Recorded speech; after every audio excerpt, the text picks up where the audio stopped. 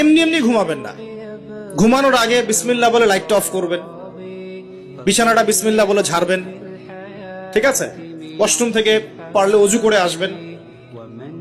মশারি দিচ্ছেন, lights off করছেন, পাত্র যেগুলো আছে সেগুলো একটু ঢেকে রাখবেন বিসমিল্লাহ বলে, দরজা লাগাবেন বিসমিল্লাহ বলে। এরপর 3 বার পড়বেন সূরা ইখলাস একবার, সূরা ফালাক একবার, সূরা নাস একবার, পরে হাত একত্রিত করে ফু দিয়ে গা মাসাহ করবেন। এই কাজটা 3 বার করবেন। একবার আয়াতুল কুরসি পড়বেন, সূরা বাকারার 255 নম্বর আয়াত, আল্লাহু লা ইলাহা ইল্লা হুয়াল হাইয়ুল কাইয়ুম, এটা শেষ পর্যন্ত। এরপর সূরা বাকারার শেষের 3টা আয়াত পড়বেন, লিল্লাহি মা ফিস সামাওয়াতি, এখান থেকে ফানসুরনা আলাল কওমিল কাফিরিন পর্যন্ত। তারপর ডান কাতে পাশ ফিরবেন, বলবেন আল্লাহুম্মা বিইসমিকা আমুতু ওয়া আহইয়া।